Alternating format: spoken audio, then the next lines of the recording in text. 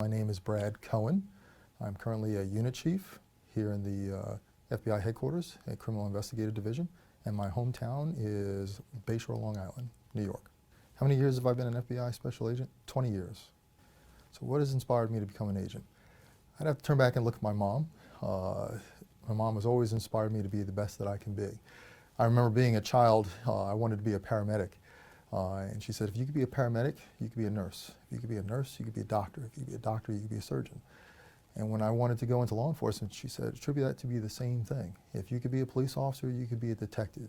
But if you can work local police, you can work state police and then federal police. And looking into the federal services, I wanted to be part of the best, one of the premier law enforcement national security agencies, and that being the FBI. What steps did I take to prepare myself personally to become an agent? The internet, the World Wide Web, has a lot of information that's on there. If I wanted to be part of that team, I wanted to get a little bit of background, the history. I read books.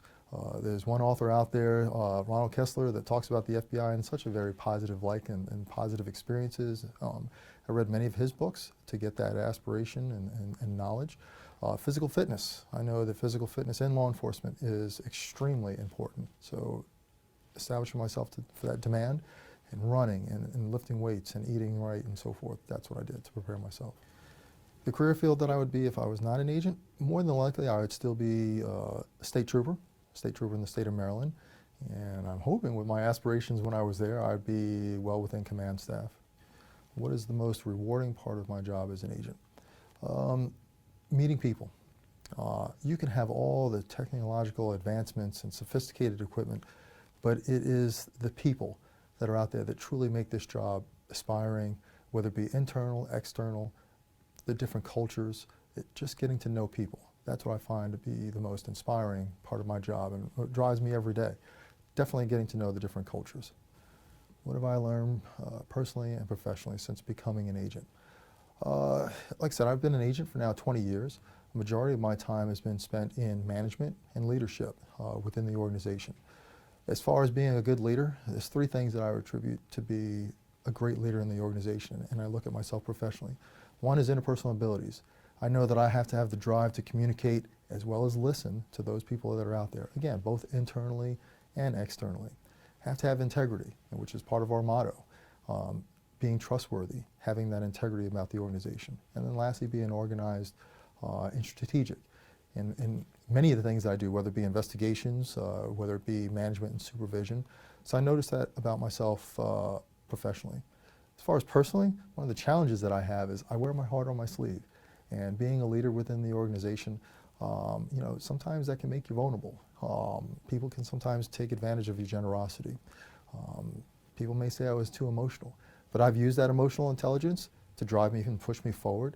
And I utilize that to show people that I am, again, mostly trustworthy, honest, and it's that openness that drives people to, again, want to work with me. I hate to say the word for me, to work with me. And if they work with me in that environment, the productivity level goes through the roof, I think. What are some of the myths about being an FBI agent that aren't true? First, that the FBI doesn't play well in the sandbox with others. Hollywood portrays that all the time, that we just don't get along with everybody, or that we're profilers, or that we can solve a crime within an hour.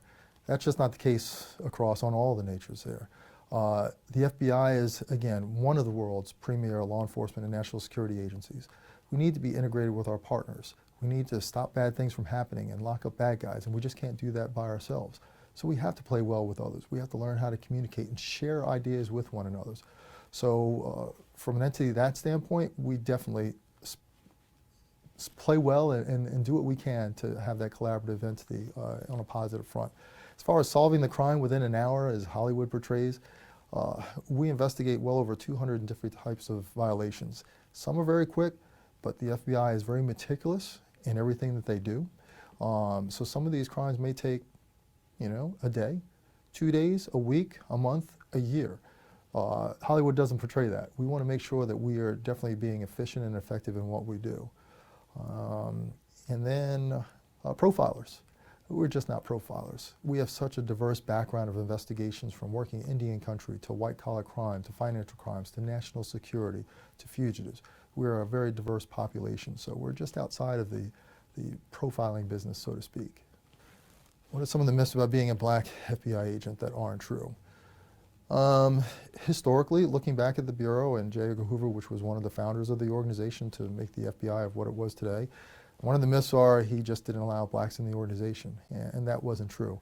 One of the things that I like to do in my spare time is look at the history of the FBI. And even before J. Edgar Hoover came in, we did have blacks that were associated with the FBI, one of whom is James Amos, I believe. He was an agent from the 20s until the 40s. And we've had a number of different agents following after that, some of whom have been mother and daughter agents teams and fathers and son teams and so forth. That's one of the myths, but there has always been black agents well within the Bureau ever since the inception of the FBI coming online. The other myth might be that black agents might just be centrally focused towards drug investigations or criminal investigations. Again, that's just not the case.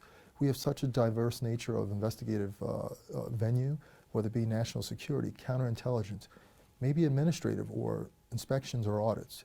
And we definitely do all of that. We're not just criminal or just working drugs in themselves. If I had a dream location, where would I want to serve and why?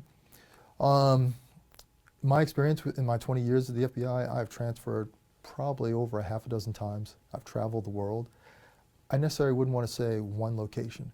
Again, what drives me about this organization, what I love about it is meeting people. And just being centrally focused in one area, it might get old after a while. I want to meet somebody different and learn their culture, learn their aspirations, their dreams, and their traditions, and so forth. So one particular place, I couldn't say one place. I just love being all over the place, if you can say that. What is the message that I want to tell young African American children as far as being an agent? Accountability starts with you. You need to know what's expected of you in order to be held accountable. And that starts at a very young age, not at adulthood.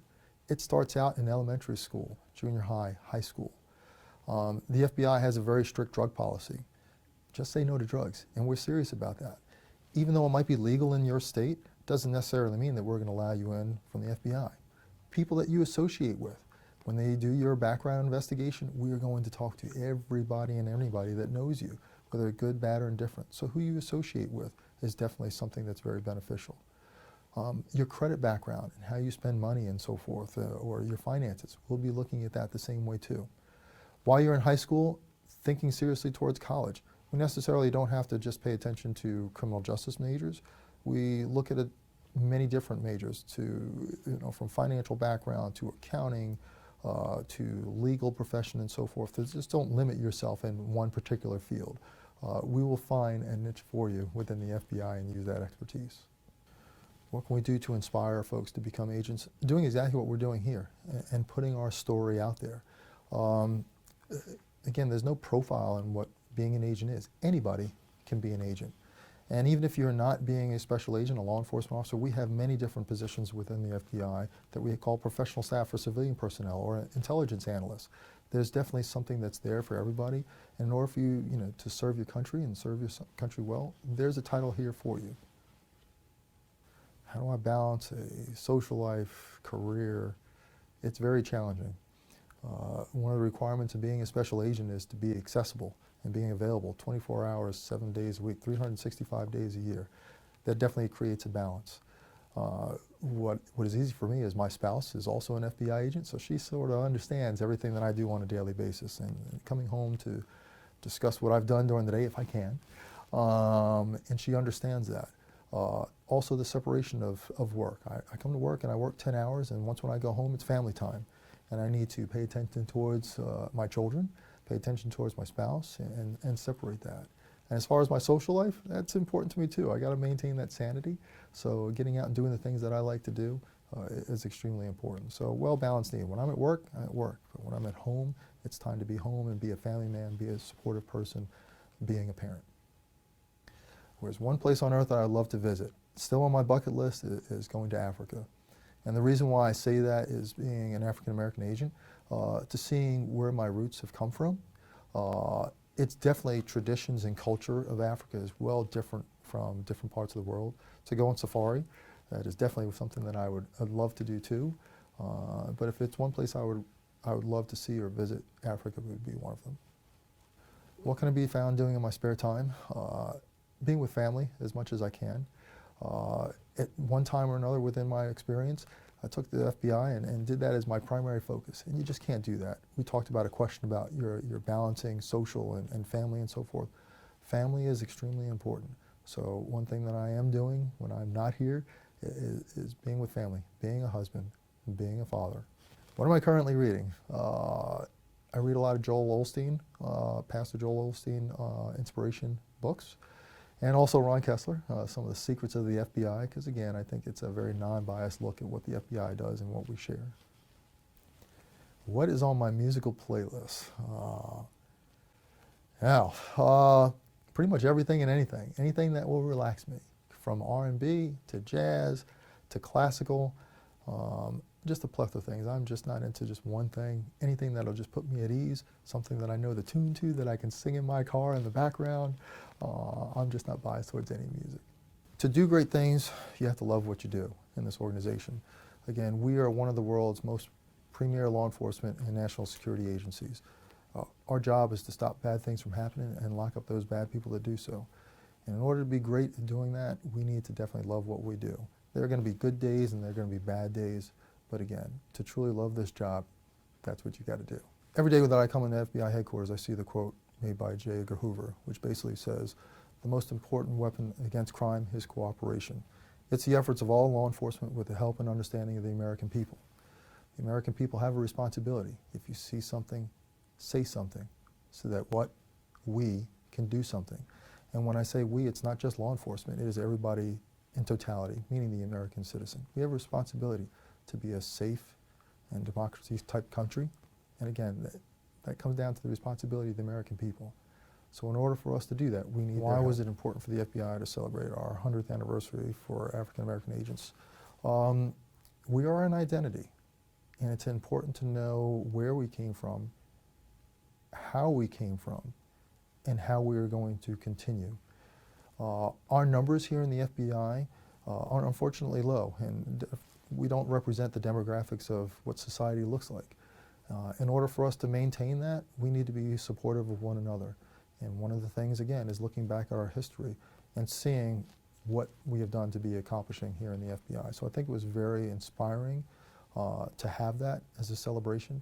And more so, we are a global entity. I don't know all my African American colleagues across the board, but to bring them together in one spot to collaborate, to socialize, to gather ideas, just to hug one another was extremely important.